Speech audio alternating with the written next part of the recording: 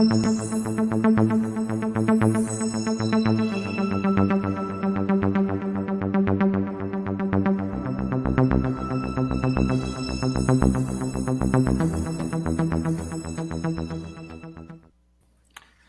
up, everybody? Welcome back to another episode of Sideline to Sideline. I am wire to wire Gene. I'm battling it out. Not had the best health week. Big Tom is back. First time he missed Monday. He's been sick. Things have been going around. Welcome back, Big Tom. How you feeling? Man, we're doing the best we can. Good to be with you guys tonight. Ready to rock. Let's roll. I got to remove this overlay. I need to see y'all names. Y'all names are too important. Got to remove the overlay. We got the background. Joining us, resident Green Bay Packers fan. We didn't allow him to join last week because we were talking about the NFC North, and we were afraid he was going to get too homerish. I'm kidding. We got my man, Garda P, a.k.a. Guard A3. Brett, what's popping, brother? Hey, not too much. I'm ready to talk some football. Looking forward to it. We got a lot on the agenda. But right next to me, as always, is the Prince of Production of Sports Empire Network, the King, Kyle Edwards. How you feeling, Kyle? I'm good. We're another day closer to the start of the season, so I can't wait. Cannot wait. Well, it's time. It is time. It's time to get into it. Before we get into our over-unders, NFC, AFC East, we always have our news we have to get into. And I guess the news that most struck a chord, struck a nerve to me this week was the announcement of Sam Darnold winning the backup quarterback job for the San Francisco 49ers. We normally don't open with backup quarterbacks, but I got a bone to pick with Kyle Shanahan this week, and I really kind of want to open that up. I've been one of Kyle Shanahan's biggest fans. I've been one of his biggest fans, right? I've never had an issue with Kyle in the past. Right now, I have a huge issue with Kyle Shanahan, and I want to make that very clear. So before I get into that whole rant that I'm about to get on, I'd like to see if I'm the only one that feels that way. I might be on my ledge. I might be on my branch. I'm often on my own branch. That happens a lot. So Godfrey, THEE, joined us from the Internet Cafe. How you feeling, brother? I'm doing all right. Testing 1, 2, 3. You guys can hear me? Yeah, we can hear you, brother. We can hear you. Welcome. Right. All right, so the Internet Cafe is not open until September 1st, so I'm just gonna sweat it out in my car, parked, and I'm good. Is the audio good? Are we good? Yeah, you're good, brother. You sound good. So, right, cool. Kyle, I'm gonna start with you, and I want to hear your honest opinion, your honest take. What's your thought process on Kyle Shanahan naming Sam Darnold as the backup quarterback over Trey Lance? I mean, it kind of makes it seem like the whole process of moving up from 12 to whatever, 2 or 3 to take the unproven guy.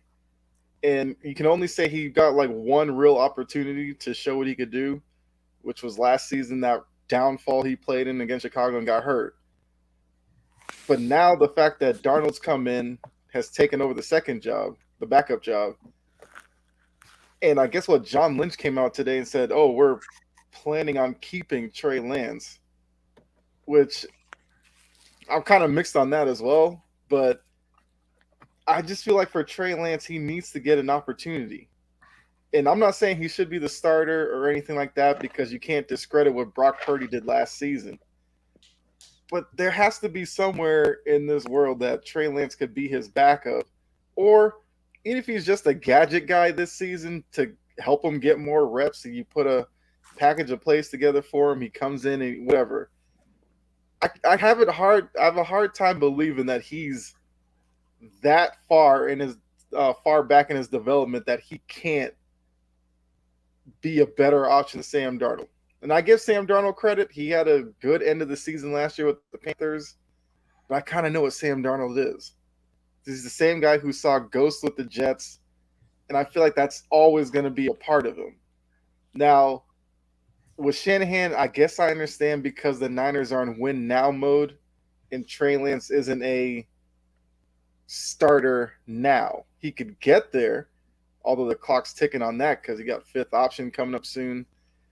And we also know that Shanahan is probably, has kind of an ego on him. He thinks he can start anybody, he can get the most out of anybody, and he could take them to the promised land. So, I kind of feel bad for Trey Lance. I feel like he needs to go somewhere where there aren't those expectations and he can actually grow into becoming a starter.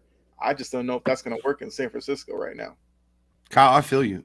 You took a couple words out of my mouth already, big time.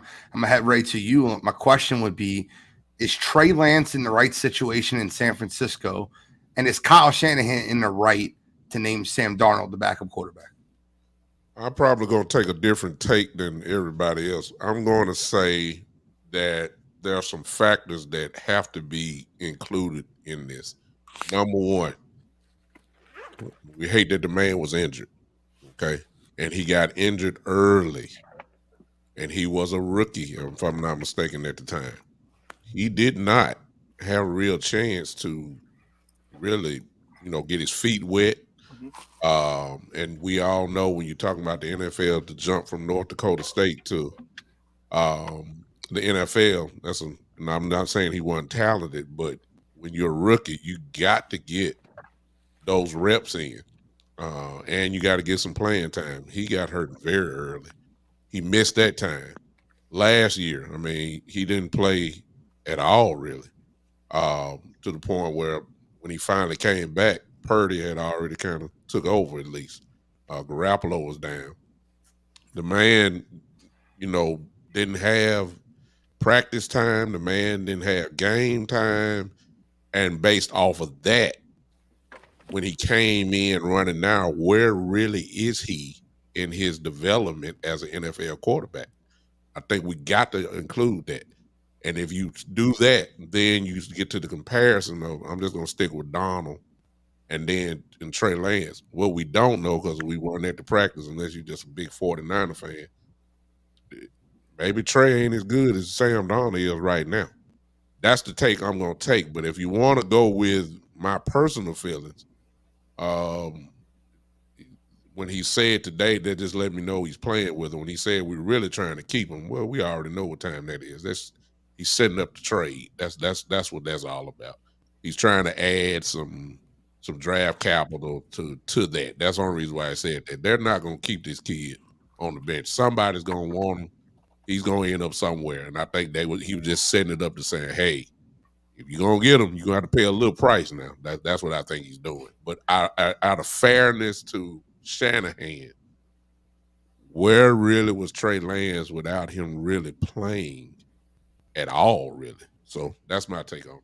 Well, I have fairness to Shanahan. I've been a Shanahan fan forever. I think he's one of the best offensive minds in the game, but his stubbornness and I think that he's cocky, and I think that his overly confident ability in his own self to make himself into the star of the show. But I'll get into that shortly. Brett, guard of 3. Your thoughts, Trey Lance? I'm going to steal a quote right now from the movie Uncle Drew. There's a fine line between confidence and arrogance. I think Shanahan has crossed that line this past offseason. I think Trey Lance just really hasn't gotten a fair shake. I still think he could be a franchise quarterback. I think he's not in the right situation. Clearly, the 49ers haven't been able to develop him. Part of that isn't their fault. He has been hurt quite a bit. They can't really do anything about that, but I think the reality is we're at a situation now where he just needs to go elsewhere. I think a situation maybe like send him to Minnesota. He can learn behind Kirk Cousins. They can get out of that contract and see what they have, and maybe Trey Lance would be an idea. But I think that at the end of the day, I don't really like what the 49ers are doing because we know what Sam Darnold is. At best, he's a quality backup. And you might be able to have something more in Trey Lance, but I don't think we'll be able to figure that out, except Shanahan thinks that he can take Phillip Rivers out of retirement and go beat the Chiefs with them. So I think we're at a point where he's just bought too much into himself at this point. I still think he's one of the best offensive minds in the game, but I think this offseason he's just kind of been a little delusional, and I think Trey Lance just needs to go somewhere else at this point. Arrogance is correct. I agree with you 100%. I'm ready to get on it. Godfrey, I'm going to hear your opinion, but I'm ready to go. My opinion is probably a little bit different than a lot of other people. I think Trey Lance was a project coming out of college, but I don't get how Kyle Shanahan could have it both ways. He's supposed to be the master planner, a technician. He can make anybody a QB. He can take talent and mold it. He can make them fit in the system, but not with Trey Lance for some reason. Sam Darnold is never it for anybody. That's an abomination that he's the backup quarterback. It's a joke and it's a farce. They're all dopes in San Francisco, and they've been getting lucky because they got Brock Purdy. I'm going to tell you now, the wheels will come off the Brock Purdy bus this year. If you could take Brock Purdy and make him productive, you're telling me you can't do that with Trey Lance? Are you kidding me? Are you kidding me? If I put a gun to your head and I said, who's got to throw a deep ball for you, Brock Purdy or Trey Lance? Who are you taking? Give me a break. They are trying to bury their crap because they moved all the way up to 3 to get this guy, and he's panned out to nothing, not mainly because of himself and his efforts, but because of injury and circumstance. They may be in win now mode, but they got lucky with Brock Purdy. And if they think they're going to duplicate that, I don't buy it, because if they believed in them, you wouldn't even have Sam Darnold in there with Brock Purdy there, and he's going to be ready. So I just think with that kind of offense and the way he runs it, the gadget plays, the different schemes he does, getting people open by using motion, how am I to buy that Trey Lance can't be just as good as Sam Darnold? I don't think Trey Lance's worst is that far off from Sam Darnold's worst. I don't understand this love affair with Sam Darnold, even comparing him to Steve Young at certain times. I think Kyle Shanahan is full of himself. I think he smells his own farts in the bathtub. And I think this dude is out of his mind to think that he's going to bring Sam Darnold in and make him Steve Young-esque. That's out of his own mouth. Sam Darnold ain't it.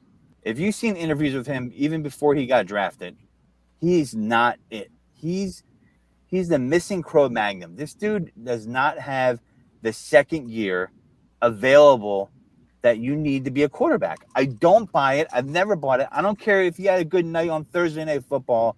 He's not there. He'll never lead your team.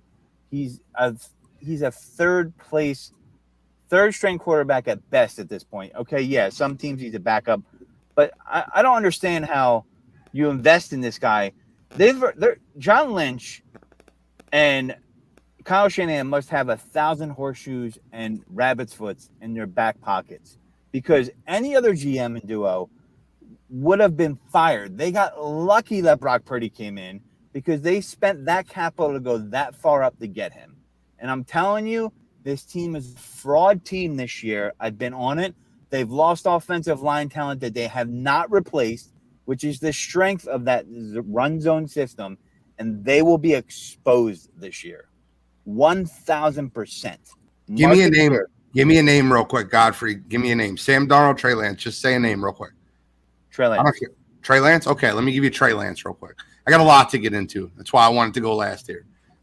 So I'm going to ask you guys a question real quick. And I think you guys, if you guys listened to Wire to Wire last night, you already know the answer. But I'm gonna feed you this real quick. Trey Lance's entire football career, high school, college, preseason, NFL, total passing attempts versus Geno Smith last year. Who has more passing attempts? It was Geno Smith. Geno Smith. Geno Smith last year had 601 passing attempts. Trey Lance has 592. His entire career, through high school until now, he's had less than 600 passing attempts. And we're like ready to give up on him. You know what I do know? I know this, right? I know Sam Darnold's career. Sam Darnold has 61 touchdowns, 51 interceptions. He has a career 43.4 QBR with a 78.2 quarterback rating. His win-loss is 21-34 in his career, and that was helped last year by going 4-2 on Carolina. Sam Darnold stinks. I know Sam Darnold stinks. Kyle Shanahan's arrogance is so in another planet that he thinks he can take any quarterback and turn them into what he did with Brock Purdy. What he did with Brock Purdy inflated his ego to another planet. You invested 3 first-round draft picks to go up and get Trey Lance. And you've given him, what, 100 passing attempts in the NFL, and you gave up on him? What's that, 3.5 games? I don't buy it. Last year in training camp, I was hearing from Brandon Ayuk and Deebo Samuel that Trey Lance was carving up their defense, and they believed their defense was the best defense in football. I'm tired of the hype behind it. Trey Lance, I hope he gets traded to a different situation where they allow him to grow. I get it. San Francisco is a win-now situation. When you walk into Frisco with the team that they have, it needs to be win now. Yes, Sam Darnold was a Heisman candidate 6 years ago. But the one game, and Guardy 3, you're correct. One of those games was a monsoon at Chicago. I watched that game. It was terrible. At the end of the day, Trey Lance, you traded all that draft capital up, and he didn't even give him 5 football games. That drives me through a wall. I hope he gets traded. I understand Frisco's in win-now situation. What they should have did is they should have kept Sam Darnold off the squad. They should have had Trey Lance play all year as a backup quarterback and get more and more practice reps. And if Brock Purdy goes down, you have your franchise quarterback sitting there. I'm tired of seeing it. I'm tired of hearing it. Kyle Shanahan thinks he can make Sam Darnold into Steve Young. Good luck. It's not happening. I can't wait for them to come to Philly and get their ass waxed. Well, we'll talk about that. We'll talk about Philadelphia and the NFC East because that's coming later in the show. We got the NFC East, AFC East. Why do you think Big Tom's on here? We can't talk about the Cowboys without Big Tom on the show. We have to have him here. He has to defend them, right? We can't have 2 Eagles fans with no Cowboy fan. We got to have defense. But the Trey Lance thing drives me nuts. Sam Darnold is a bad quarterback. Let's go into Kyle Shanahan, and I'll stop. Kyle Shanahan has now cost his team 3 first-round draft picks and 2 Super Bowls. 2 Super Bowls? How did that happen? Well, I'll feed you. The Atlanta Falcons were up 28-3 over the New England Patriots. That's not Kyle Shanahan's fault that the defense folded. What Kyle Shanahan's fault is Julio Jones made a ridiculous catch on the 28-yard line.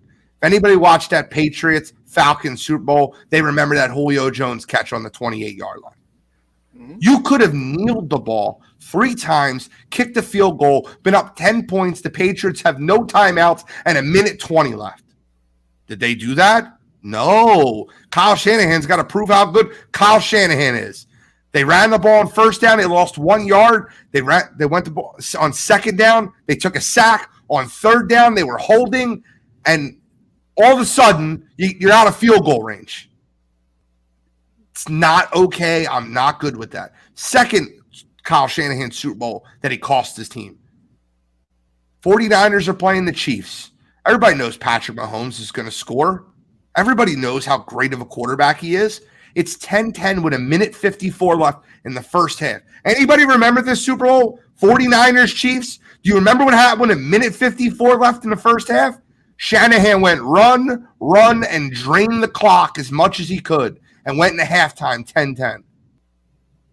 That is your fault, Kyle. You didn't have confidence in your quarterback that got you to the show. That's not okay. I'm not with that. I hate that. Kyle Shanahan, you're smelling yourself too much. Trey Lance, you need to be in a situation where they'll allow you to develop. And Sam Darnold stinks. Come on. Another retread quarterback for another team. How many offensive coordinators is this man going to get? I'm done with it. Your fault. I think, man, I feel like I have a radar. No matter when I'm on a podcast, I get anyway.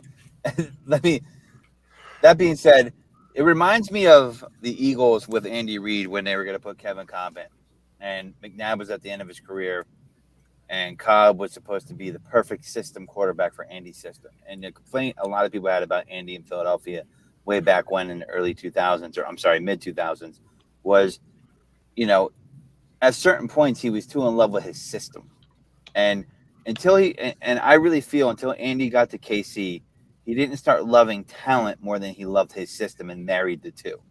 Kyle Shanahan is in love with his system. and he hasn't learned how to marry the talent with his system all the way yet. Okay? Because in all reality, if he knew how to do that, a guy like Trey Lance, if you can get him to be an above average passer, or heck, even an average passer with his athletic ability, that's a lethal weapon in that system, right? But he is more in love with his system. He thinks the system makes the player and the talent doesn't make the player. And that's a fatal, arrogant flaw by any coach on any level. You know, the problem with that is, Godfrey, and I'm going to go to anybody else that has an opinion. Every top quarterback that gets drafted, every single one of them that is successful, I want you to think about it. Go through in your head, right? Do they build the offense around? Do they build their offense around their quarterback? Every one of them, except Kyle Shanahan. Nope, you have to figure out how to learn my system because my system's better and that's what needs to be better. I'm so sick of that. Every quarterback gets a system built around. Justin Fields, Lamar Jackson.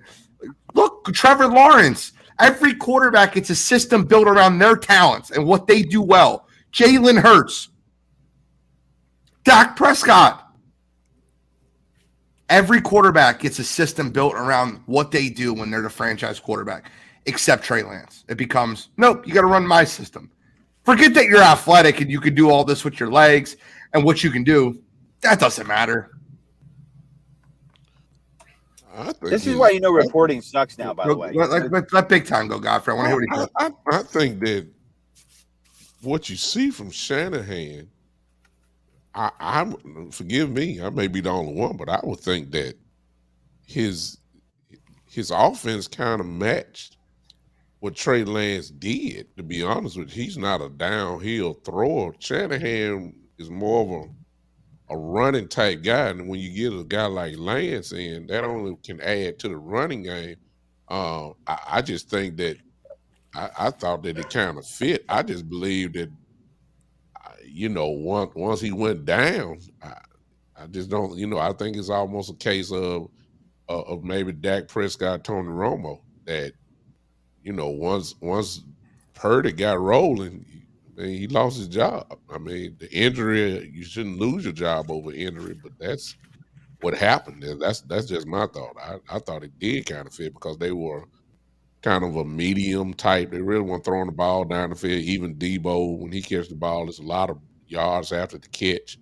IU, he's kind of your deep threat. And then, of course, Kittle was a short passing type guy. And then he breaks off, many yards. So I just don't think that it would. I think it did kind of fit him. Forgive me if I may be wrong on that, but I thought it fit him. And it's kind of. Go ahead, Brett. I'll say it's kind of unfortunate too with this whole thing because I think this would have been a perfect year for Trey Lance to get reps. Because I don't think Brock Purdy's going to be starting the entire year. I think he's going to get benched by week 10. You're talking about a guy who struggled to push the ball downfield, and now he's coming off an injury to his throwing arm. It's just going to be a bunch of short to intermediate passing routes. So I think they're going to make him push the ball downfield. He's going to struggle, and I think that would have been the perfect time to bring in, see what you have in Lance. But now that's probably not going to happen, unfortunately. This is the Panama Papers for the 49ers. It's the Panama Papers. They got to bury him and burn him so no one sees the mistake they made, right? Because that's what they're afraid of happening. I think they're going to not trade him because they don't want him to go somewhere else and do good. I don't know. I was never a Trey Lance guy coming out of college. I thought someone taking a year off from football that long, it was very detrimental to their pro prospects, and part of it was the pandemic. But I just don't see how, if you said he's the backup because Purdy's outplaying him, that's fine. But a third string quarterback, that's wild. Completely wild to me. That's where I just feel Kyle Shanahan is full of crap. And he's the modern day Marty Schottenheimer. He's gonna win you a bunch of games in the season and shit the bed in the playoffs. Any final thoughts on the Trey Lance talk before we get into the rest of the preseason? I just needed to get that rant off my chest because I'm so sick of Kyle Shanahan's arrogance. I'm just interested to see what actually becomes of it. like if he does end up staying there, which I kind of agree with big time, I doubt it. But like what's going on?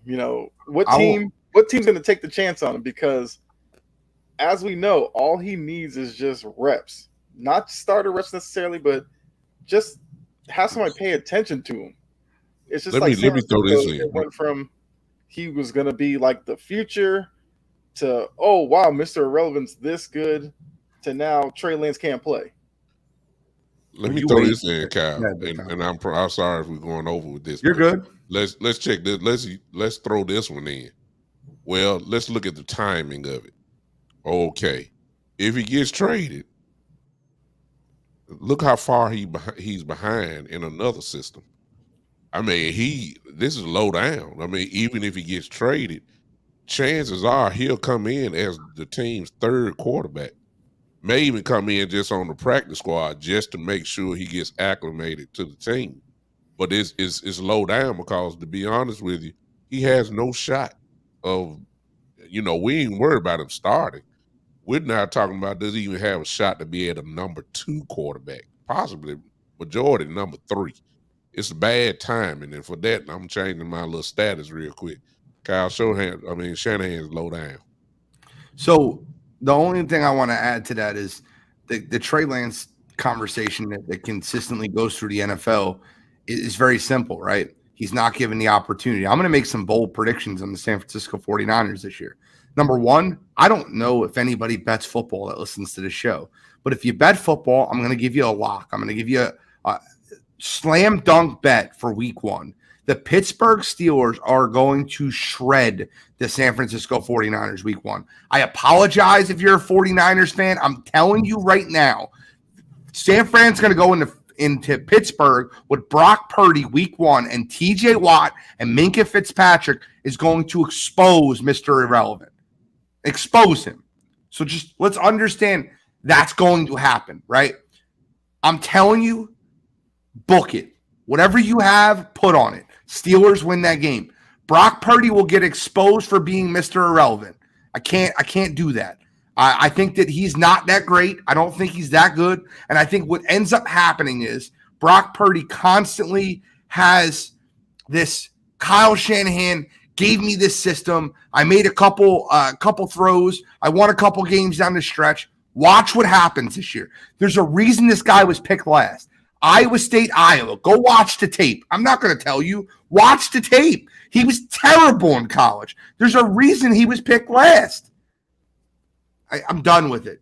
I think that Kyle Shanahan is just being super arrogant, and I cannot wait till the Pittsburgh Steelers roll them in week 1. Godfrey, I can't have you keep going in and out. I'm going to kick you from the stream.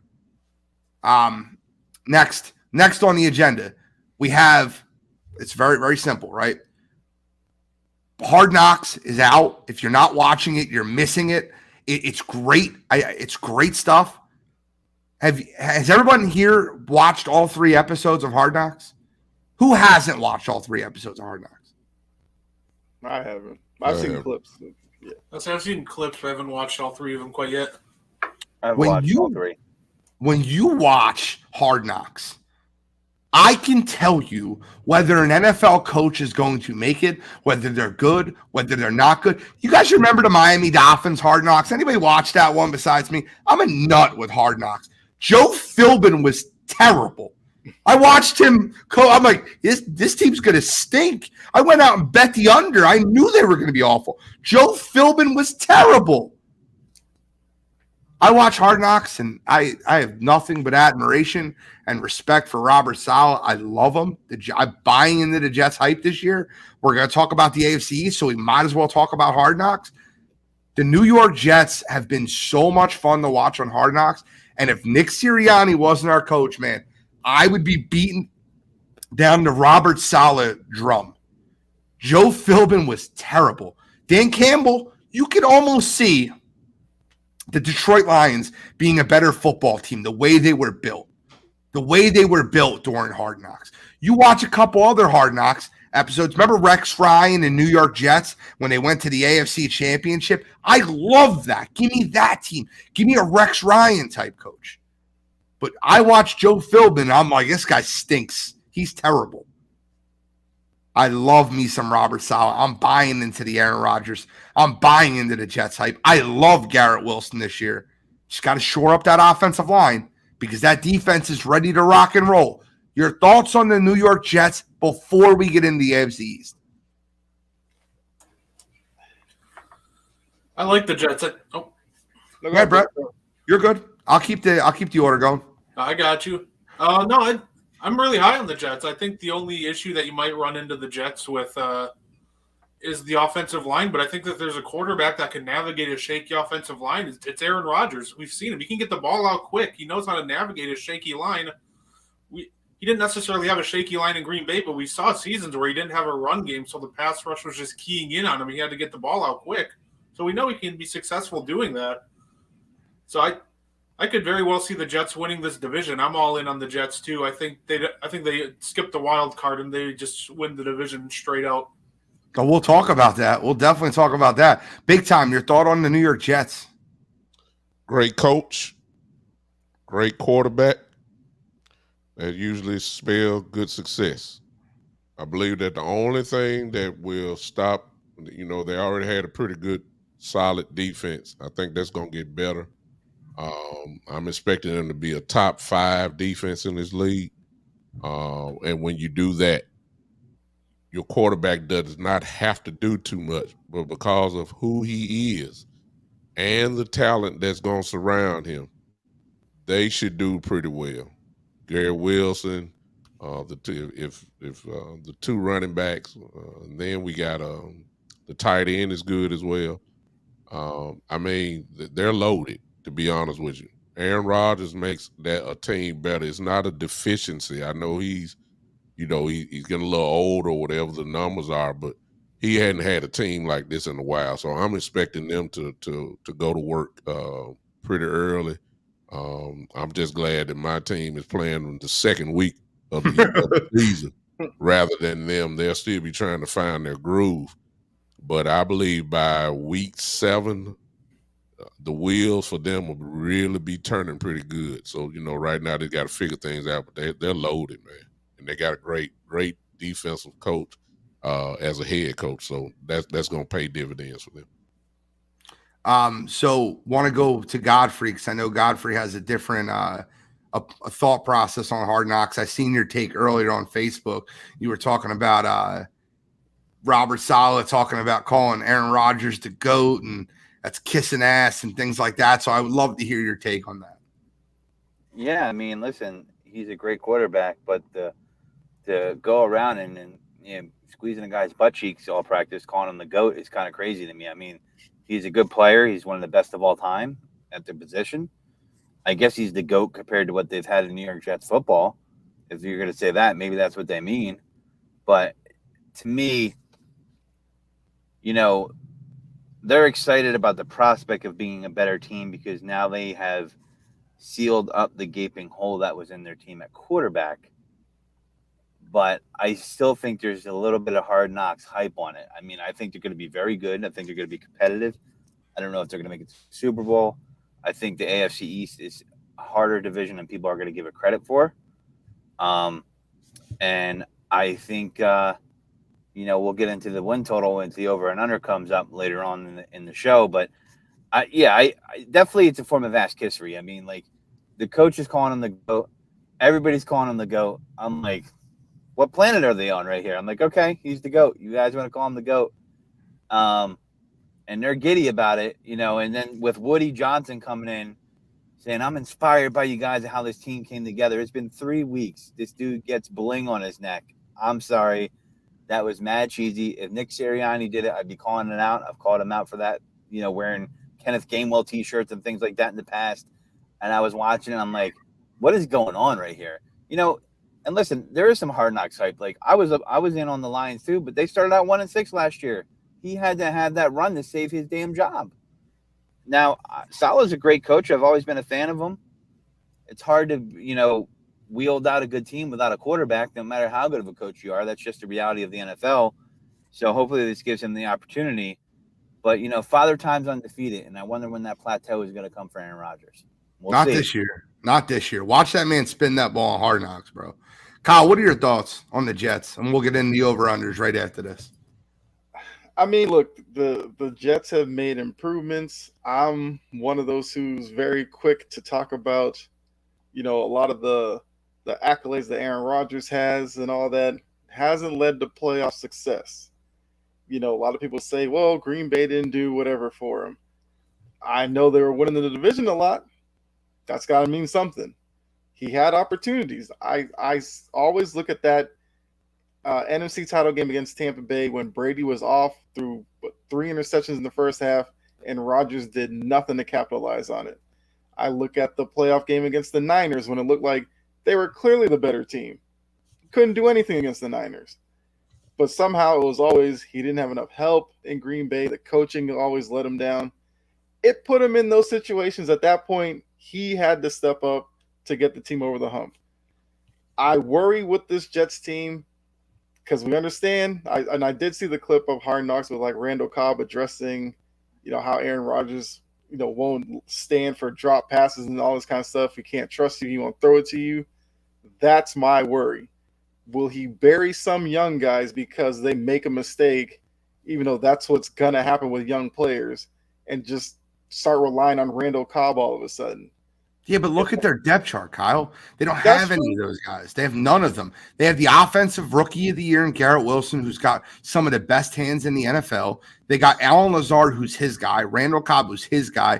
Mecole Hardman, who's a 6th-year guy. Speedster. They're going to use him as in that Christian Watson type role to throw the ball deep to. They don't have any of those young guys he's going to bury on the depth chart.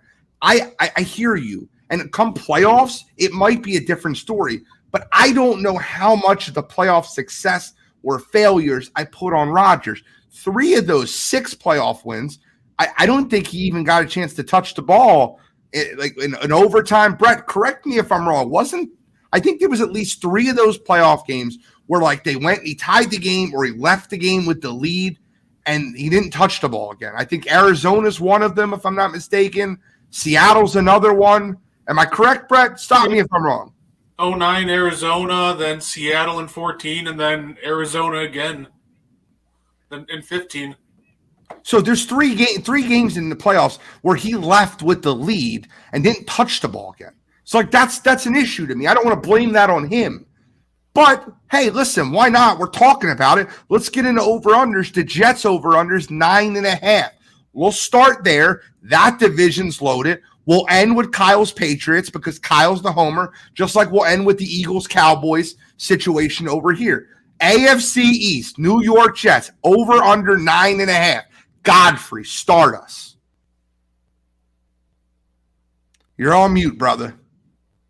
I'm going to go over. Okay. Yeah, 100%.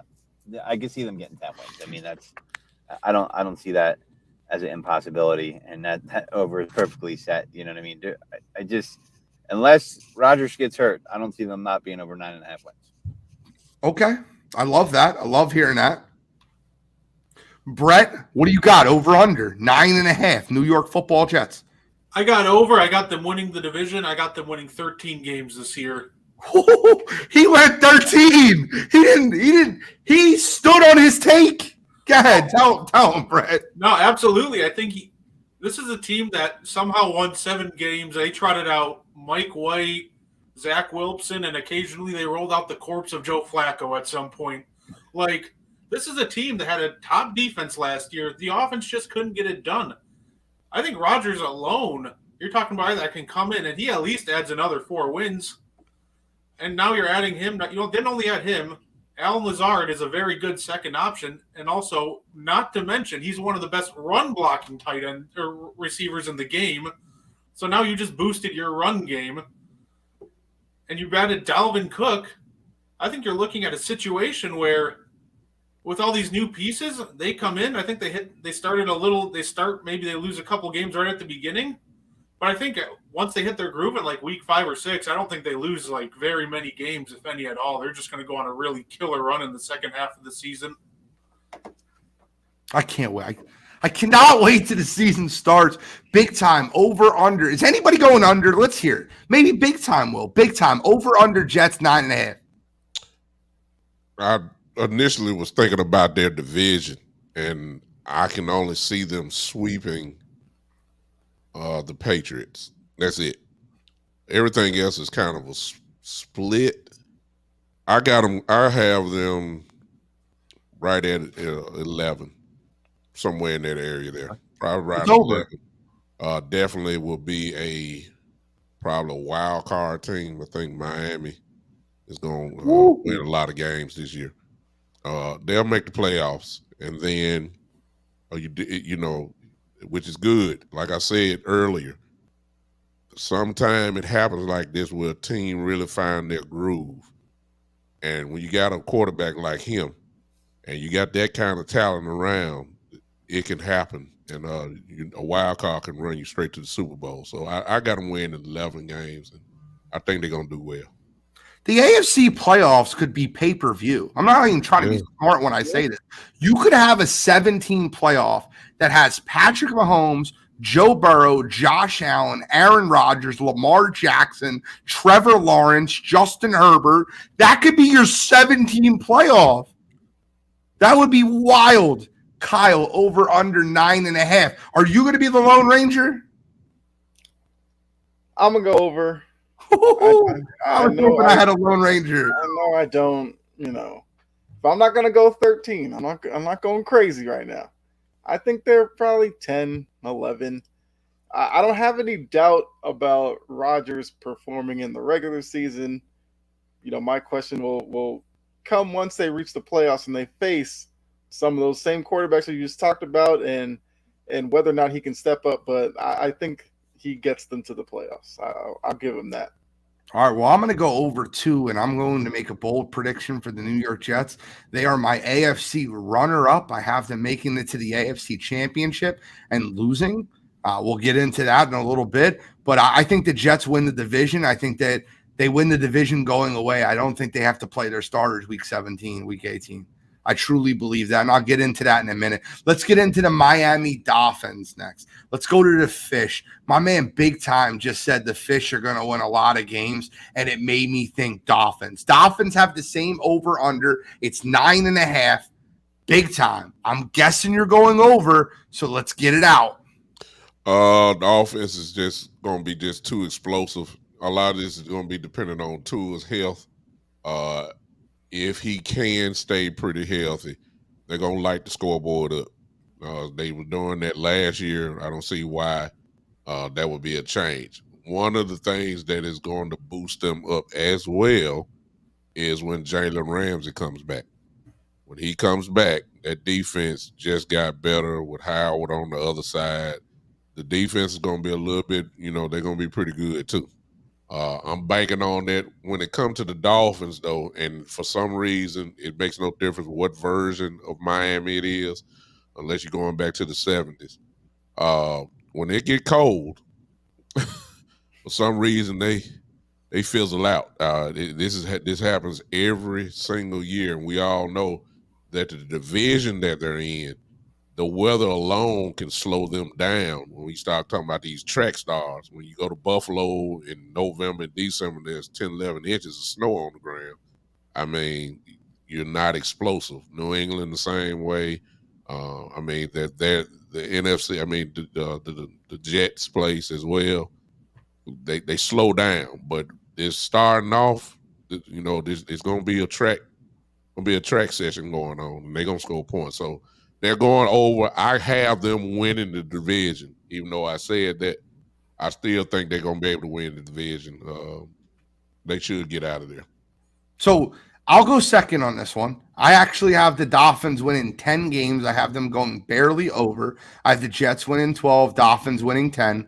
I think the Dolphins will win 10. I think one of the things that they did this offseason that made a lot of sense was they brought in Mike White to be their backup quarterback, because I don't think Tua plays all 18. I just don't believe it. I'm not fully and if I'm being completely honest with you, I'm nervous for the kid. I'm scared for him. I think if he gets another big hit or big concussion, that might be it for him. That's it for the Dolphins season. But with Mike White, he can continue running the offense and winning football games. I'm not a huge believer on the Dolphins. I can be swayed to the under. this is definitely not something I would bet, but I'm going to go over 10 wins. I think their talent is – they have a track team. They have a really good track team down there. I also don't think they'll have to worry about going to a cold weather town like Buffalo, but you'll find that out next. Kyle, over under 9.5. I mean, I do like what the Dolphins are doing. You know, not a big fan of Tyreek Hill, but that's more off the field than necessarily on the field. Correct. But I kind of see them as a 10-win team as well. Like, as a Patriots fan looking at the other three teams, I think the Dolphins probably are the scariest of the three because of the potential that they have. As long as Tua is healthy, and I do agree that Mike White is definitely an upgrade over, I guess it would have been Skylar Thompson. Skylar Thompson. They had Teddy Two Gloves who couldn't suit up when they needed him to. Right. Shocker. I like Bridgewater, but like you said, he's just not around when you need him. So Mike White is definitely a competent backup. I think they have just too much talent to not get to 10 wins. So I'll take the over on the Dolphins. Godfrey, over under 9.5 for the Miami Dolphins.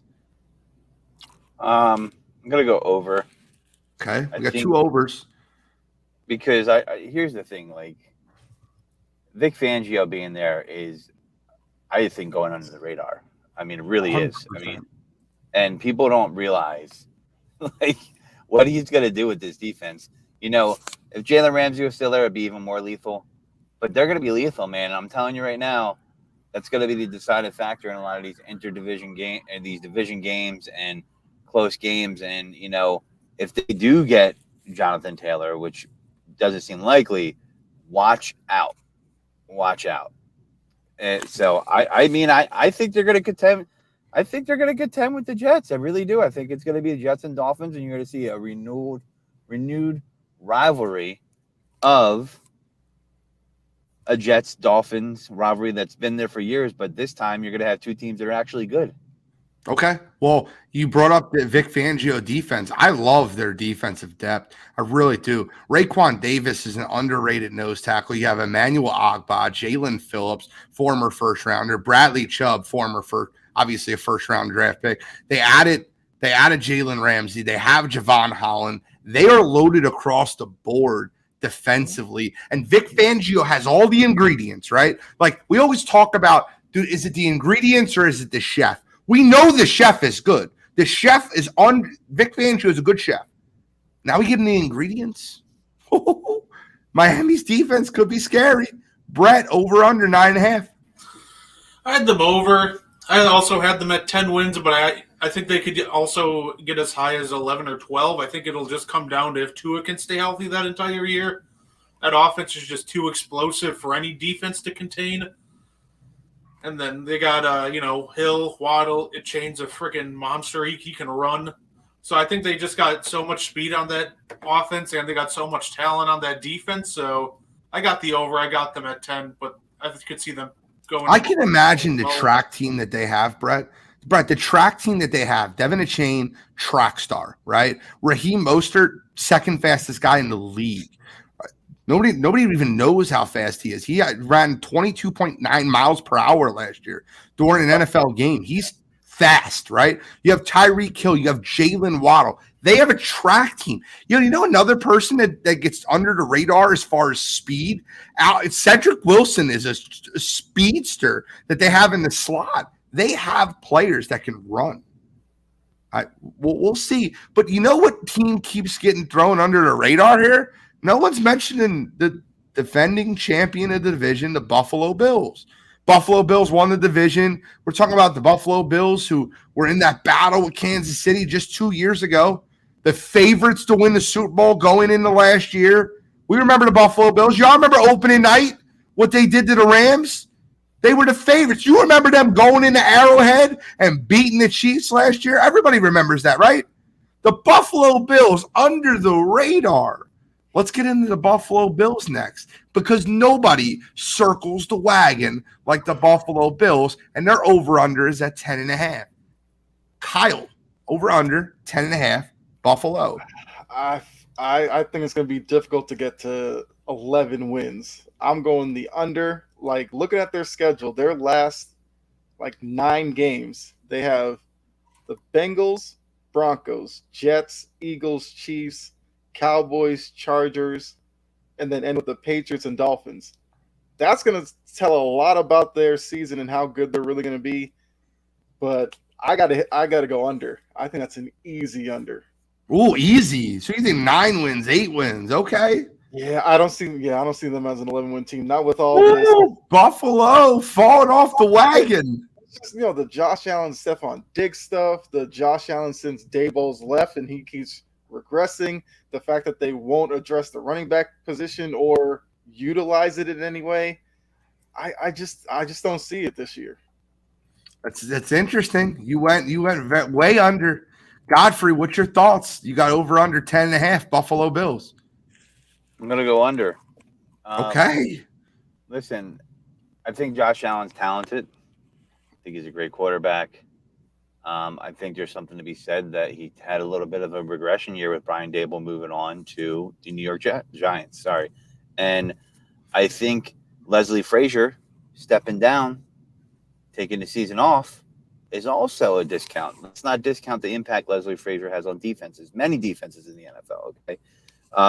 Now, their head coach is a defensive guy. We know him from the Eagles, PA guy.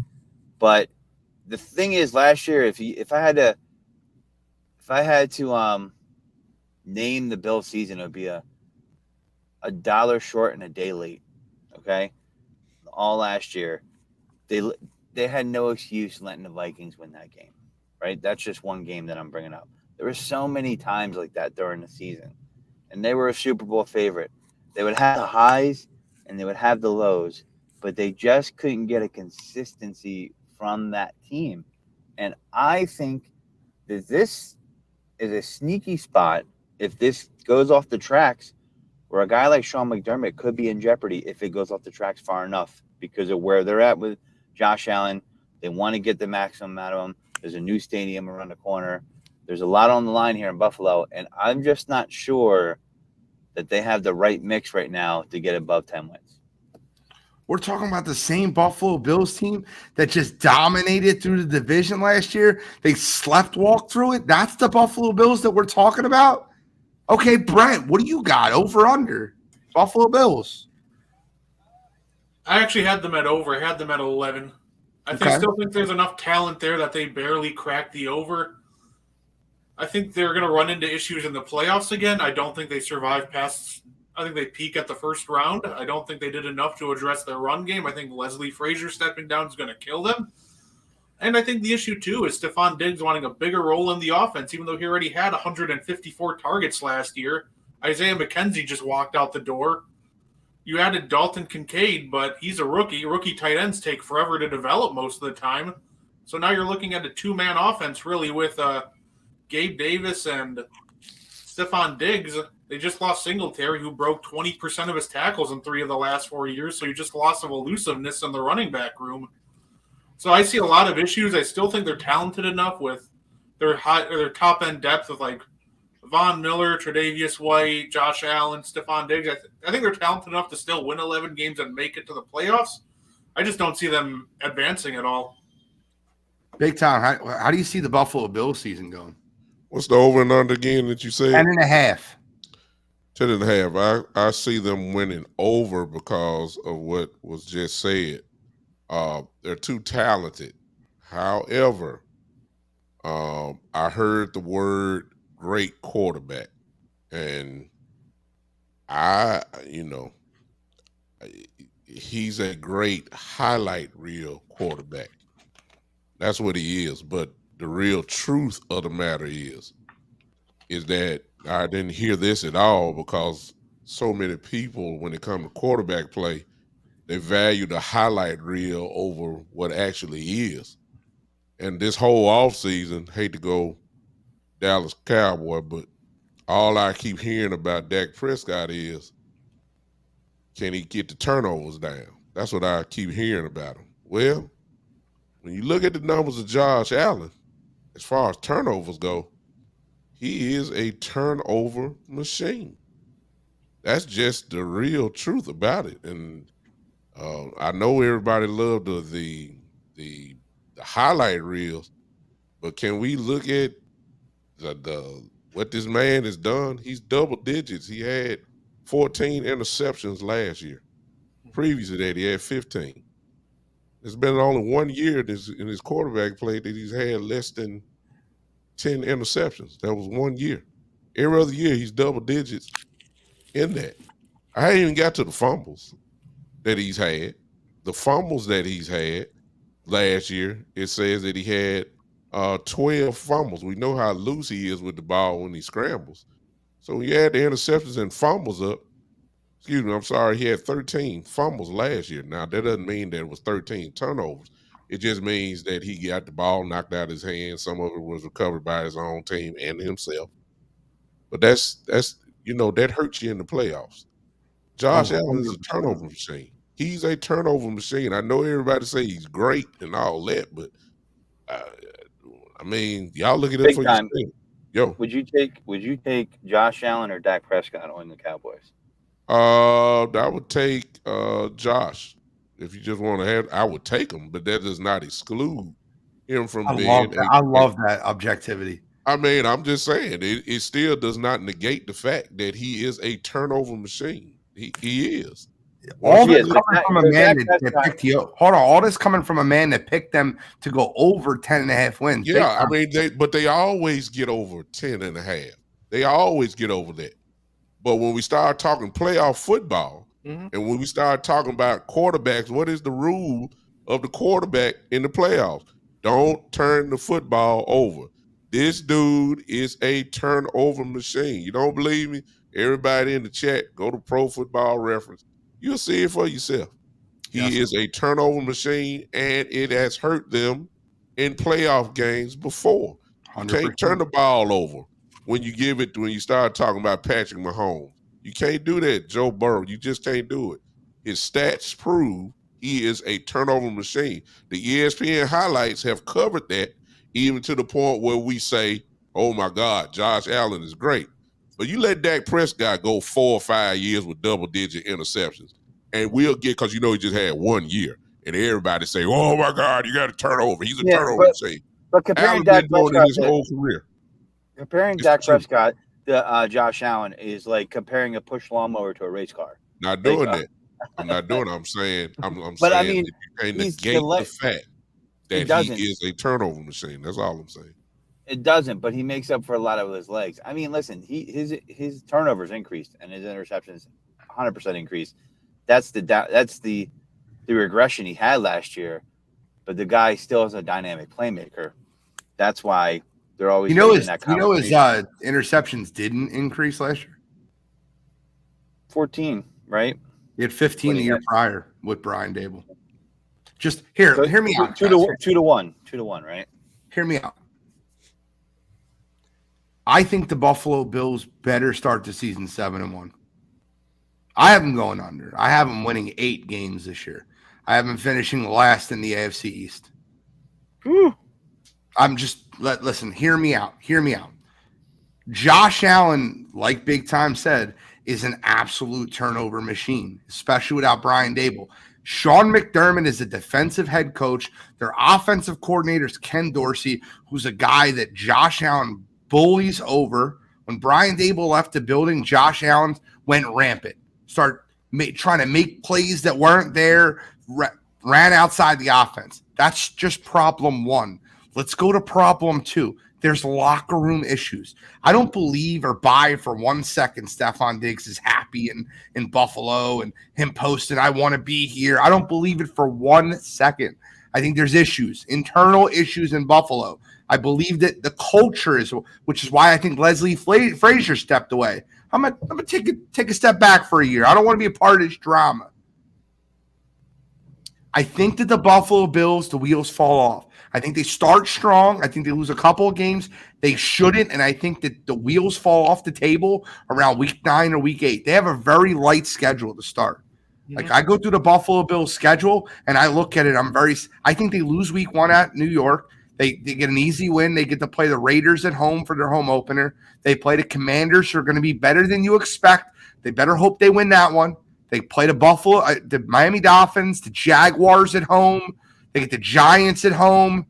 Then they go play the Patriots. They get the lowly Buccaneers, and then it starts. They go at Cincinnati. That's a place they don't want to play. Cincinnati has their number. Has their number. They got to play at Philadelphia. They got to play Kansas City. I think they win 8 games. I think the wheels fall off. I really believe it. I'm just giving you my take here. I think the Buffalo Bills finish last in that division. And if I think last in that division is 8 games, let's get into New England Patriots.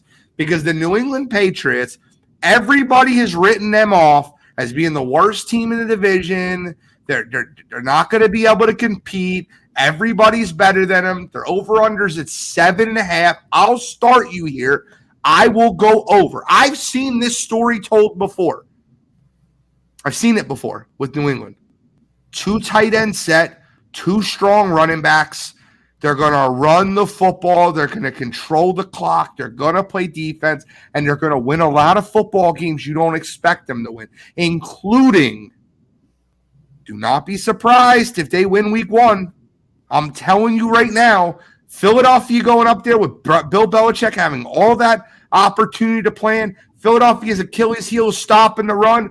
You're going to run Ramondre Stevenson and Ezekiel Elliott up the middle. They're going to run 2 tight end sets. They're going to go 4 yards. They're going to run that play clock down, and they're going to play conservative football. I think Philadelphia gets out there with a win. I do.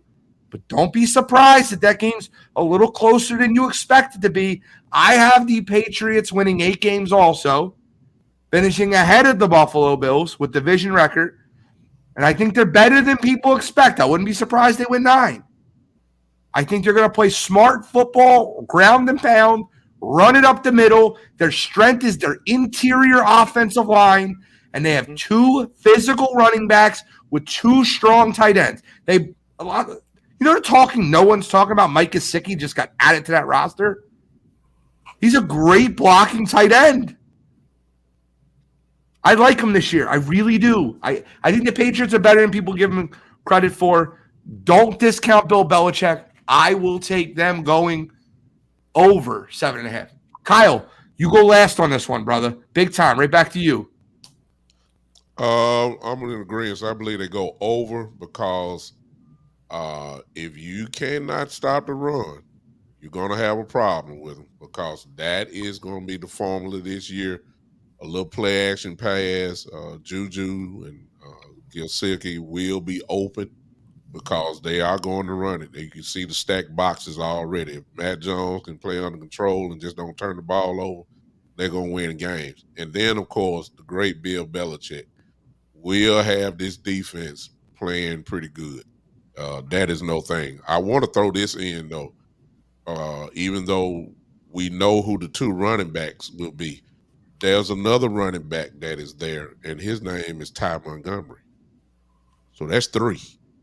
That is 3 pretty good running backs that you're going to have to throw at you. You're going to need about 3 when you start talking about Ezekiel, and Lord knows I know he can't hold up. But as being a number 2, I believe he has a better chance, especially with Stevenson being the way he is. But it's 3 running backs there. They're going to pound the ball. It's just no question about it. And then Belichick is going to be what he is, what he's always been, and that is a great defensive coordinator. They're going to win a lot of games. They're going to win, I ain't saying a lot, but they're going to win more than what a lot of people think they are. I agree with you. Brett, what's your thoughts? I think they're going to barely hit the under. I don't think there's enough talent in the receiving room. I think they're going to pound the ball. They're going to try to set up the play action, but they're going to run into loaded boxes, and defenses are going to force Mac Jones to beat him, and I just don't think he will. I don't think he'll be able to consistently do it. I think they'll fight. I think they'll be in every game. I just don't think that with the talent that they have, I don't think most games it'll just be enough. But I do think that there'll be tough outs every game, but I got them at 7 wins. I get it. Taking it deep, the Godfrey. 7.5, right, is the total? Yes, sir. 7.5. I think they could squeak over it. I mean, someone's got to lose in this division, right? Everybody's picking all these double-digit numbers. Somebody's got to lose, right? I picked 2 unders. So, clear. I think that they can squeak over it. That's a bet. It's gonna be. It could go sideways very easily. And the reason why I said it is they have the structure, they have the coaching, they have the talent, but the margin for error is going to be very thin for them. Okay, if they get behind in a game, they're not going to show the ability to come back, push the ball downfield, unless Mac Jones has developed that with the new old offensive coordinator, old Texans head coach. His name's escaping me right now. Bill O'Brien. Bill O'Brien. You know, unless that's happened in the offseason, Devontae Parker. You have some other receiver options on there. I like the Gesicki pickup. They're going to try to limit other teams' opportunities, but that also can backfire on you too, because when you play that way, you're also limiting the margin for error for yourself. So it's a very thin margin for error. I do think they're a team that could steal some games. I do think they're a team that could, make some noise and upset some teams in games and steal games they shouldn't win. I also think they're a team that could drop some games that they should win because of that thin margin of error. And, so they'll squeak over it, but I don't see much higher than that. I don't see more than 8 wins. It's tough for me to see that unless Mac Jones just comes out and blows the door off it, or Bailey Zappi just musters all the energy of Western Kentucky Hilltoppers. I don't know. But I'm just saying it's when you don't have a quarterback in the NFL, that's the hardest thing. And if you rank the quarterbacks from 1 to 4 in this division, I'm pretty sure number 4 is going to be Mac Jones. Yeah, 100%. I agree with you there. Kyle, defend your team. So what I think is going on is there's a lot of an overreaction to last season because, look, you had Patricia running the offense. That just took a lot of the joy out of most of the offensive players.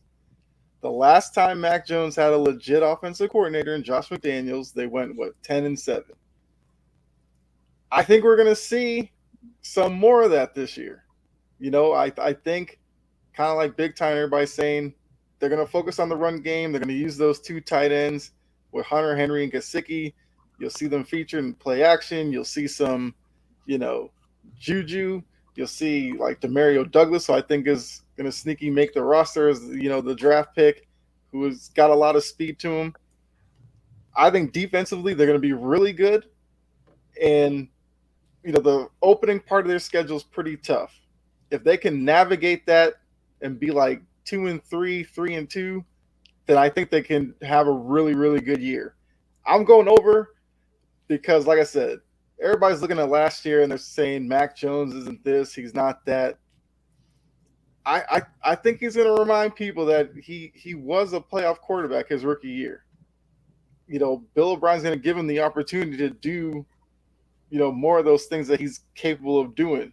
Last year, he was just frustrated because he didn't understand the play calling. He didn't know why they were calling certain plays. And I think Bill O'Brien's going to give him the freedom to go to the line, make checks, change the call at the line. And I think that's what he wants to do. So I'm expecting a bounce-back season from Mac Jones, and I think they get over.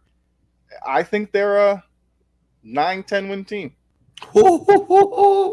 Let's move to the NFC East. Gentlemen, we are going to 8:30 tonight. The content is too good, and we will not slow down on the NFC East. Let's move to the NFC East. The lowest team in the division wins total-wise is 6.5. That is the Washington Commanders. Kyle, I'll start with you. The Commanders over under 6.5. Sam Howell and the boys. I'm starting to buy into the Commanders a little bit. I do think the Bieniemy addition is going to help out Sam Howell. You still have Scary Terry, although he had the little toe injury, but it seems like he's going to be fine. I kind of wish maybe they had a bit of an upgrade at the running back position, and I think the defense will be fine. The Ron Rivera aspect of it's going to be a little interesting as well, but you got 6.5. I think I'm going the over on 6.5. I'll go second on this one. I think they squeak over. They have a very good defense. I think they win 7 football games. I think they're a competitive 7-win team. I think they'll be better than a 7-win team, but I think they go 7-10. Ultimately, based on their schedule, their schedule's tough. The NFC East schedule as a whole is tough. We have the AFC East this year. It's a very tough schedule. I think they go 7-10. I think they squeak over that 6.5. I think the defensive line will keep them in a lot of games. Big time. Over under the Washington Commanders. I'm going over. I think this team is going to surprise some people with the competitive. Well, I don't think people would be surprised with the competitive fire that they're going to have. Mm-hmm. But they're pretty good, y'all. I mean, the only question mark is how, to be honest with you. But when you talk about that defensive line, if they're healthy, ladies and gentlemen, they're not too many better. I'm serious. Allen, Payne, Sweat. Young, and Sweat. I mean, come on now, they're gonna wreck some games up. And then the offense is really on par. They got Washington and Gibson as their running backs. McLaughlin is a stud at a wide receiver. The tight end usually gets hurt a little bit, but he gets nicked up. But they're gonna be able to move the football a lot. It's really all depending on how. I think they're gonna be, and then that I don't want to, I know guys got to play, but that place when they play at home, that's not going to be an easy place to play. Those people are going to really be behind them. You just saw that for the preseason game. That place is different, and it means something when the 12th man gets involved. So I think they're going to be definitely better than 6 games. I like it. Godfrey, what's your thoughts on the Commanders? Over under 6.5? Under 6.5. To quote Robert Saleh, there's not enough Commanders on that team. There's too many survivors and contenders. Okay? And when you blow your load and almost give arguably your best offensive weapon an injury, playing him late into a preseason game so you can win a meaningless game against the Ravens, I don't know if this organization has enough, durability to survive the obvious headbutts that are going to come back and forth from Bieniemy Rivera. I don't know if they have enough stability to do that. And I think once it gets past a certain point, Josh Harris will bring in a couple basketball people and be like, guys, we got to tank. Okay? We got to lose some games. All right? We got to get some high draft picks and get some assets in here, and Sam Hinkie is going to come in here and consult for him. Now, that's not really going to happen, but listen, they want to have a shiny new toy going into that new stadium eventually, or not new stadium, new ownership group, all the stuff that's going to be around the corner for him. I think this is a transition year. I just don't see him getting past 6.5 wins. They might trade some people. So injuries happen, and you already got your best weapon talking about turf toe because of a meaningless game. I'm not buying into it. They have a brutal schedule. Let's not lie about it, right? They open up versus the Cardinals. That should be an easy win. They got to go play at Denver. They got to play Buffalo, Philadelphia, Justin Fields. Then they get a win, I think, versus Atlanta. They got to play the Giants, and then they play the Eagles again, then at New England, then at Seattle. It's a tough schedule, guys. I don't want to lie to you. But I think that the tough schedule to start the year really helps them, because I think Ron Rivera gets fired by week 6 and Eric Bieniemy is named the interim coach. I think the offense looks good and the defense is shaky. And Eric Bieniemy gets his shot and gets his opportunity. I think the Commanders finish the season strong. Brett, what's your thought process? Over under 6.5? So I don't have Ron Rivera making it through the season. I think I got them at the under. I think they'll start out strong. I think they'll go in and I'll beat Arizona. And I got a bold prediction. I think they go to Denver and upset the Broncos, and then the wheels just fall off for them. I think they just end up going on a long losing streak. I think you're just looking at just an absolutely brutal schedule for a team that's just limited on weapons at this point. They have Scary Terry, but beyond that, Antonio Gibson, you didn't really see much of production out of him last year. Brian Robinson was hit or miss, so I just don't think they have enough. And I think you're going to see a lot of change, and I think you're going to see a team that towards the end of the year, I agree with Godfrey, you're going to see a team that's going to end up trying to tank for Caleb Williams to try to get that new shiny new toy to when they go to their new stadium. I got the under. I'm tagging Freddie because we're going to the Giants now. And I want him to hear this. I want to say it out loud. The Giants over under is 7.5 this year. I think this is one of the easier bets of the season. I think they go well under. I think they win 4 to 5 football games. I really don't like the Giants this year. Daniel Jones got paid. I still think they have massive issues on the offensive side of the ball, particularly the wide receiver position. I think Jalen Hyatt will be a great standout for that team. I think he's a second-round rookie that a lot of people aren't hearing about yet, but you will know his name by week 5 or 6. I think the Giants are going to be awful. I think Saquon Barkley, the first time there's an ankle injury or there's a little tweak, he's going to sit out. And I think he's going to make it feel why you can't franchise tag him, why you need to pay him. I think that the New York Giants are going to be a bad football team. The Isaiah Simmons trade was great for them, right? He's an athletic machine. I think that them getting him for a 7th-round draft pick is great. But if I'm being honest with you, and if I'm being honest with everybody out there, I think the Giants are a bad football team. I think they won a lot of games last year that they shouldn't. And when I look at that depth chart, I look up and down that depth chart, and I still see huge holes on that team as a whole. Their starting wide receivers right now are Isaiah Hodgins, Paris Campbell, and Darius Slayton.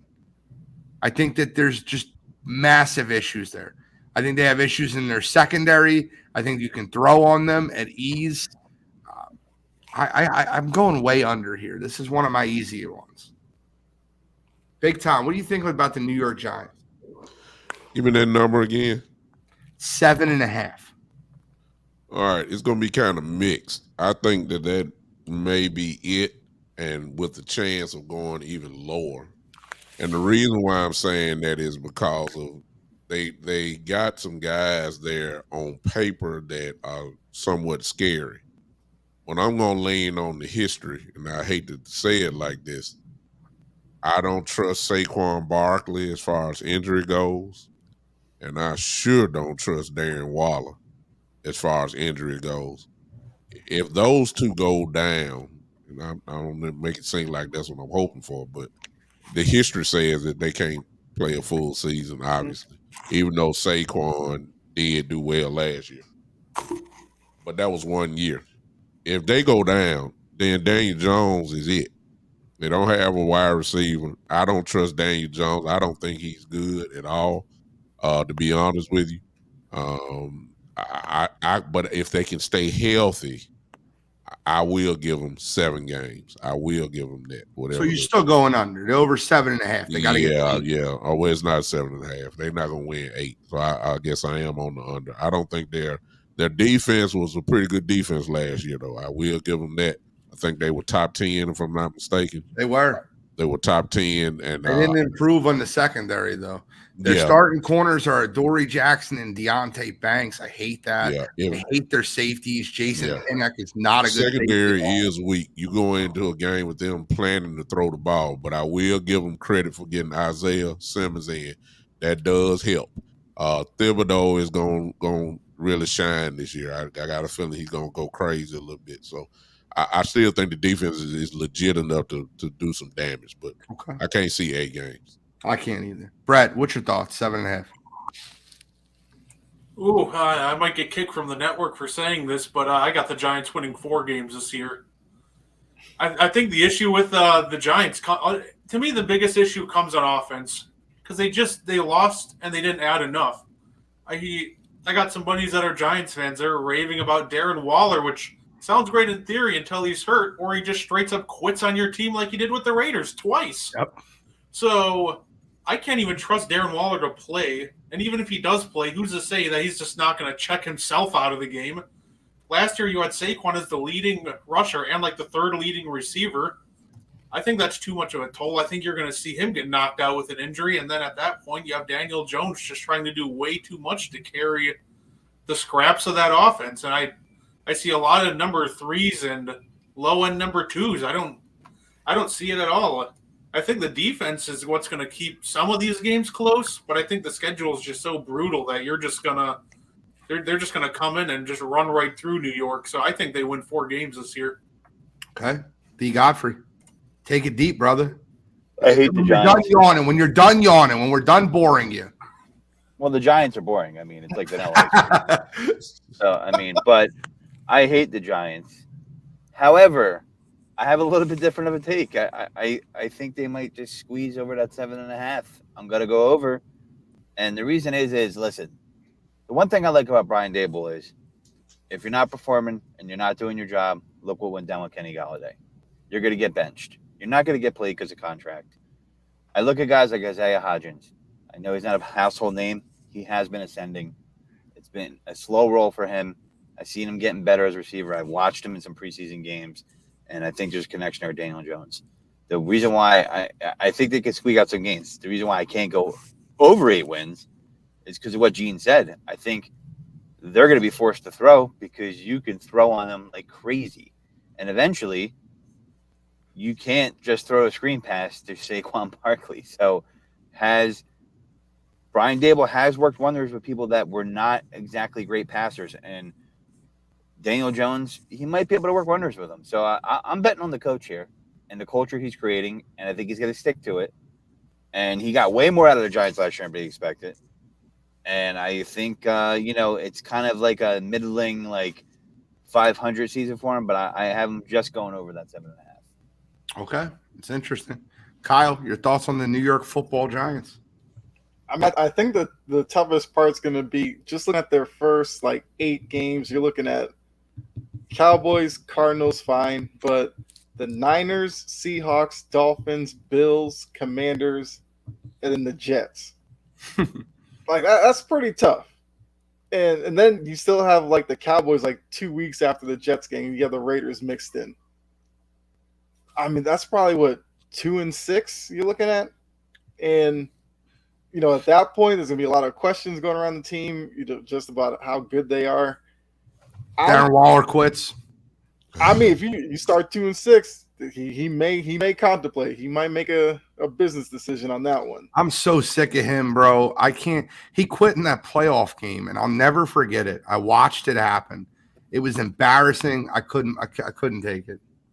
Well, I mean, look, you figure you're playing a sport. The playoffs are when you're supposed to shine and show up. If you could, make yourself think about quitting in a playoff situation, then I can't rely on you if the team is 2-6 and they're looking to you to make a big play over the middle to possibly get us a win. He may go alligator arms. I don't know. So I said Giants 12-3. There's 17 games, my guy. You're too short. You gotta give me more than that. I'm sorry. He's predicting the 1968 season. I get it. I love David Burns. David Burns has been awesome in the chat. Let me run it. I mean, he could be predicting 2 ties. David is a Cowboy hater. He stays on my show, so he already know. That's why he's laughing now. He's been waiting on to hear about the Cowboys. So that's where we're at. That's where we're at, ladies and gentlemen. Yeah. We have 7 minutes. We have to get into Eagles Cowboys. We got to wrap up. We're not gonna shortchange the Eagles and Cowboys. Let's go to the Dallas Cowboys. Dallas Cowboys you guys are gonna be really shocked. I'm gonna go first on this. Big Tom will go last. And then come Eagles, I will go last, and Big Tom will go first. So Dallas Cowboys over/under is 9.5. What? I like the over. I think they win 10 football games. I'm not in love with the over, guys. I'm not in love with the over. I think the Dallas Cowboys defense is top 5 in football. They have a top 5 cornerback room. They have a top 2 edge rusher room, if not 1. They have good interior run defense. Everybody talking about Mozzie Smith. First, he was the second coming of Jalen Carter. Then he was terrible. I'm telling you, Mozzie Smith is going to be fine. He's a run stuffer. He's not going to stand out to you on tape. He is going to plug the middle and let the linebackers eat. You guys have to understand that.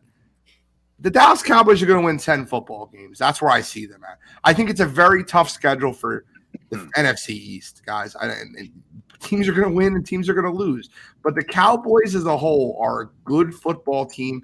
They added depth with Brandon Cooks as their number 2 receiver, which just JC translates Michael Gallup to a number 3. He might be the best number 3 in football outside Tyler Boyd. Dallas is good. Don't lie to yourself. Don't kid yourself, Eagles fans. Don't be a hater. They win 10 football games. I'm going over. Kyle. I mean, look, with the Cowboys, it comes down to they're usually pretty good in the regular season. Then the questions start in the playoffs. But we're just talking regular season here.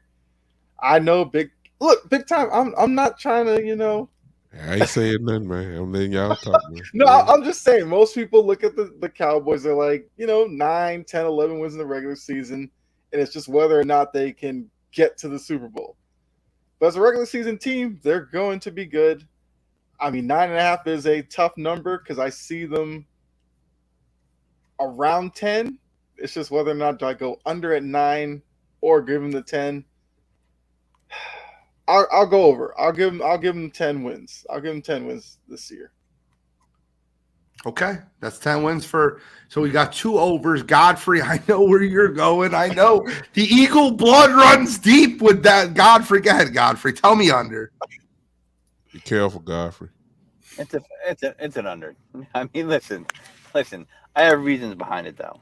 Okay. Who's the offensive coordinator now? That's Brian Schottenheimer. What a genius that guy is. He's such a genius offensive coordinator. It's Brian Schottenheimer, right? Mike McCarthy running the offense. The reason they moved out Kellen Moore is because Mike McCarthy and Kellen Moore had differences of opinions on how to run. Another genius, Mike McCarthy. Another one. I mean, listen. I just think, Tony Pollard's not an every down back. That's going to prove it. Not that he's not talented. There's durability issues that I said before the injury that he had, and that's why, they kept him. He's a talented guy, but can he get enough touches to be a feature back? Are they going to have the right mix for him? Are they going to run the ball more? They're not going to throw it downfield like they did under the Kellen Moore offense. And I just think that there is not a lot of depth on that offensive side where it's going to overshadow that defensive talent. And I think your future head coach next year, when they go under, is Dan Quinn. And I think Mike McCarthy, he's on borrowed time. I don't care what anybody says. They can win a lot. They can win here. If they get over that, what's the total again, Gene? 9.5? 9.5. I'm going under because they get over that. It's only because it's a weak NFC. I mean, I'm sorry. I just don't. Dak has lost a step. And I'm not saying that because I'm an Eagles fan. Gene will tell you I hate the Giants more than the Eagles. I talk about it all the time. Like it's the Cowboys are Giants more than Cowboys. Can I push back on you for a minute, Godfrey? And I hate to defend the Cowboys. I know Big Tom will do that enough. Luke Schumacher is a very good tight end. Deuce Vaughn is a very good backup running back. These are good depth draft pieces that the Cowboys had. You guys forget when I was so over the moon wanting the Eagles to get Jabril Cox a couple years ago coming out of LSU. He's finally coming into being a starter on the Dallas Cowboys defense. They have a lot of strong depth pieces that no one wants to give them credit for. And I hate it because Dallas is the favorite team to hate and the favorite team to love. They're America's team, and then everybody else hates them. That's what Dallas is, right? You either love them or hate them. There's no in between. As an objective analyst of football, I have to look at the team and give my honest, real opinion. I don't see them winning under 9.5 games. Well, what about the depth on the offensive line? Does Tyron Smith stay healthy? Is he back in the form? These are things that are a big part of their offense. And that offensive line deserves to be questioned as far as health and youth. I mean, as it stands, you're right. As far as depth, I don't think their depth is that good. But as it stands, that offensive line is strong. I love Tyler Badaz when they drafted him out of Wisconsin. I loved him. Zach Martin's the best right guard in football. Tyron Smith is still a very good left tackle. And Terrence Steele is the top 10 right tackle in football. Like, don't lie to yourself. They're a good football team. Brett, over under 9.5. I'm going 9. I'm sorry. That's fair. Brett, over under 9.5. I'm sorry. I'm talking too much. No, you're good. I'm going to go under. I'm going to go 9. And I think there's an X factor here that to go along with the super tough schedule this year. Mike McCarthy teams are some of the most penalized teams in the league. I think the issue that they're going to run into is I think they're going to have all the talent in the world. But I think once you start mixing in turnovers, but not to mention, I think the issue is if they come out like most Mike McCarthy teams do, undisciplined, and start giving free yards to the Jets, to the Bills, to the Eagles, I think you're looking at a lot of losses that should have been wins just because of stupid little things like false starts, holdings. So I'm going to take the under, and I just think that it's going to be because self-inflicted wounds, honestly. It's fair. Big time. The floor is yours, sir. I love this man. Well, ladies and gentlemen, we're going to get this out the way. To answer the question, definitely over 9 wins, without a doubt. We're talking about a team that has won 12 games the last 2 years. Well, that's past, but let's just go last year. My starting wide receivers last year was CeeDee Lamb, Noah Brown. I think we're a little bit better now. Brandon Cooks destroys Noah Brown. Last year, my defense has progressed up, just going upward. Last year, my starting cornerbacks was Anthony Brown and Trayvon Diggs. This year, Stephon Gilmore, Trayvon Diggs. I think that's what you call upgrade. My defense is going to be a top 5 defense possible. I've already said they're going to be a top 3 this year. We're getting after the quarterback this year, without a doubt. Just too much fire coming. Now, everybody pretty much in agreement with the defense being better. That alone is going to keep you in a whole lot of ball games, without a doubt. Offensive side, to go back to what Godfrey was talking about, the Cowboys are not designing to have Tony Pollard as a workhorse running back. He never was. That's why we got two to three guys. The name that hadn't been called is you call Deuce Vaughn now, but Deuce is not going to be the number 2. It's going to be probably Rico Dowd, who's showed in the preseason that he's able to do it. The only thing that has messed him up is injuries. That's it. Other than that, what you've seen him do now, he's been doing that. So he's going to be good. Hunter Lemke is a guy who does not get any credit. That's our 4th running back. I think he's going to be somewhat of a power goal line back. We're loaded. I don't expect the offense to be as good as the defense. If you add up and say, hey, who are your top Dallas Cowboys offensively and defensively? Well, everybody want to point at Dak like he's Dan Marino or somebody. But if you ask who are your top Cowboys, Dak is going to fall probably right between 7 and 8, to be honest with you. He's not a top Cowboy. The responsibility is not going to be on him. The only thing that I would give credit for and the question mark about the Cowboys is just like I believe Godfrey said, it is the offensive line. If Tyron Smith goes down or if Zach Martin goes down, we've already seen who the backups are because they're playing right now. They've given up at least a minimum of 4 to 5 sacks per game. That's what's going to be the problem for the Cowboys this year. If we're going to be objective, that's what the problem is going to be. It's going to be offensive line issues. If they can stay somewhat healthy, the Cowboys will do what they do. Now, let me throw this in, and then I'm done. Here's another fact that you guys don't want to admit. Dak Prescott owns the NFC East. 27-6 in his career. Ladies and gentlemen, he is 8-3 against the Philadelphia Eagles. He is 10-2 against the Giants. He's 7-1 against Washington. When you do this year after year, it ain't no coincidence. He ain't scared of nobody. So you act like it's the same teams, guys. It's not the same. I agree. It's different. I'm just saying when you play a team twice a year, you kind of know what's going on. And we're not, I realize we're talking over 7 years. My point is, Dak Prescott, when he's there, the Cowboys usually come out on top. That's all I'm saying. So I understand who the Philadelphia Eagles are. I give them credit. I understand. But somebody need to understand why most folks are harping on Dak and this 1 year of with a broken thumb and all that kind of stuff, his interception total. Please understand that this guy wins against the NFC East. I'm done. All right, well, you get the start. You get the start. No. You get the start with the NFC East, the division winner, the Philadelphia Eagles. The over-under is 11.5, and I'm sure you're going under, so I'd love to hear why. I think no. Surprise. I think they're going to go. I think they go. That's about right for them. I do believe they're. I can see a reverse. To be honest with you, Gene, I can see a reverse of last year. Last year, the Cowboys won 12 games. Usually, that would not only get you a NFC East championship or any division championship, but usually 12 wins will usually get you home field advantage. Yeah. But last year, the Philadelphia Eagles had such a great year that it put the Cowboys even at a wild card round. I can see that actually reversing this year. I think that the Philadelphia Eagles can win 11, 12 games, but I just think the Cowboys going to go over their usual 12 games the last 2 years.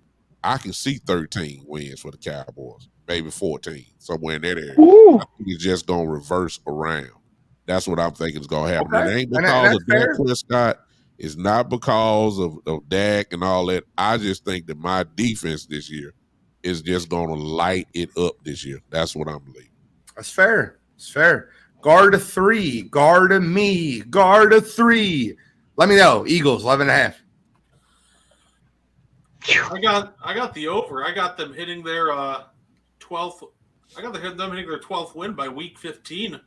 I got them winning 13 games all year, and I think the reason that they go 1-2 in their last 3 is they're solemnly playing their starters because they have the division on lock by week 16. So I think they're just still the deepest team in football. They're right up there with the best of them. So I'm going to go the over on them. Okay. Godfrey, you got to wait. Kyle, over under 11.5 wins. I mean, usually when I see 11.5 as an over/under, I'm a little bit weary. I think with the Eagles, I'm comfortable saying over.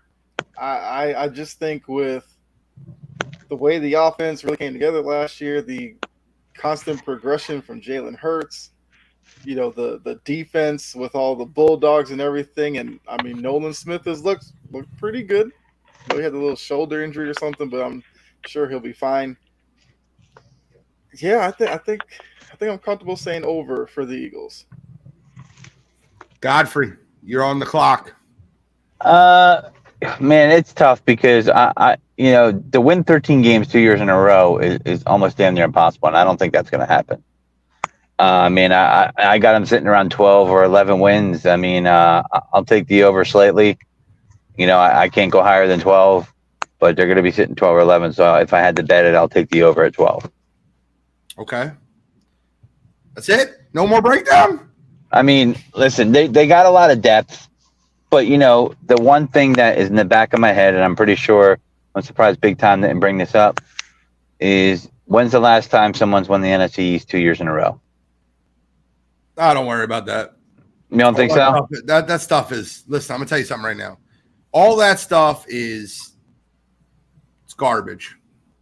I don't know, man. It's been a long time. Football teams are different football teams every year. They still have to line up and play 17 games no matter who. I don't believe that. I don't believe in trends. I really don't. Yeah, well, it's going to get broken this year, and the main reason is the Eagles have the best offensive line in the division and the best quarterback in the division. Point blank. Oh, and point blank. Listen, Big Time. Lane Johnson hasn't given up a sack in like a decade. I mean, it's been less than that. I mean, you see the impact of Lane Johnson. What happened when he got off the field against the Cowboys, right? And Dak. You talk about his record. He beat Gardner Minshew last year. I mean, I just, Jalen Hurts beat Cooper Rush. That's true. But Jalen Hurts also made it to the Super Bowl, and Dak Prescott threw an interception in crunch time in the playoffs. There's two separate quarterbacks, and Jalen Hurts has that dog in him where he's not satisfied. He doesn't give me the Ben Simmons feeling of he's just satisfied with the trappings of his winnings. He wants more. He wants legacy, and Philadelphia loves players who want legacy over fame. And that's why I think, they're going to break that curse of the division not being won 2 years in a row because Jalen Hurts is that guy. As long as he's healthy, we're in the driver's seat. We are already past time, so I won't take too much of your time when I say that. But I really want to break down my Philadelphia Eagles. I'll be very, very honest with you. 2 weeks ago, I said the Philadelphia Eagles will finish the season 11-6, and they will go under their 11.5 total. I'm a very realistic Philadelphia Eagles fan. I told you I think it's a very real possibility that they lose to the New England Patriots week 1. Godfrey's done birds deep with me now for 2 years. He understands how honest and direct I am when it comes to the Philadelphia Eagles. I think the Philadelphia Eagles depth, and particularly the addition of Jalen Carter, I think Jalen Carter is a bit bigger, better, stronger Javon Hargrave already as a rookie. The guy is just next level. I love him. I love the Eagles cornerback depth. I think that, them adding Keely Ringo and I really truly believe that he makes the team. I think Keely Ringo, 4th round pick. I think Sidney Brown ends up starting as the second safety, either him or Kayvon Wallace. And I love Eli Ricks, man. I really love him out of LSU.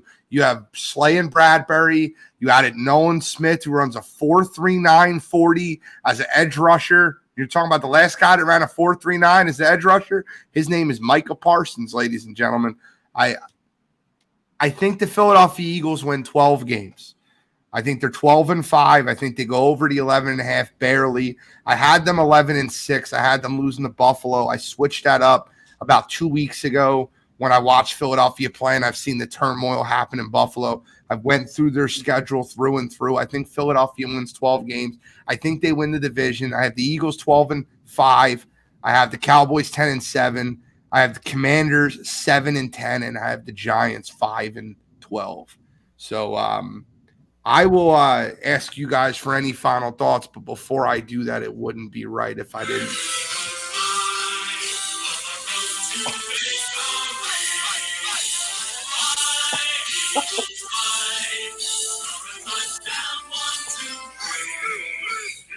I won't go too far. I see Big Tom put his head down, but any final thoughts? We're already past time. It's been a phenomenal show. I got to turn it down. I didn't turn my phone back down. But any final thoughts, and we'll go around the horn. We'll end it with Big Time because he's been a big guest on the show. You obviously see all the comments shouting Big Time out. Guardy 3, man, let me tell you something real quick. Let me take 1 second to let you know. You have been incredible tonight. I love talking sports with you, man. I love your series. If you haven't checked it out, Guardy 3 is doing a top 13 NBA basketball players of all time. He's an NBA encyclopedia. Guardy 3, tell him where to find you, brother. I appreciate that, sir. Thank you. You can find me on TikTok at Guardy3. You can also follow my Twitter and Facebook at Brett Gardapi, and Guardy3 also has its own Facebook page, so make sure to check it out. Otherwise, you can just find me here on the Empire Network in the morning and for Line in the Sand on Tuesdays. Bro, you've been awesome tonight. Thank you so much. My man, Taking It Deep with D. Godfrey, the guy I get the pleasure to work with every week on Birds Deep and on Sideline to Sideline. Godfrey, any final thoughts? Kyle Shanahan is a punk, and that's it. I like it. The Prince of Production for Sports Empire Network, the King, Kyle Edwards. Any final thoughts? I'll just keep it simple. Football season's here. We got college football coming up. I mean, this is the best time in the sports calendar for me. And then last but not least, Big Tom, really appreciate you joining the show tonight. You brought a ton of fire. You always do. Any final thoughts? 2. 1, if you're not following all of these gentlemen here, why not? You should follow them immediately. You heard how, all of the knowledge that was brought forth on this show on tonight. Follow everybody here, and you guys will be entertained without a doubt. They will not waste your time. Number 2, I might as well go ahead and hit a home run here. Here it is, ladies and gentlemen, as I leave you guys tonight. Thanks for everybody that popped in on the show. The Dallas Cowboys will sweep the Philadelphia Eagles this year. I'm done.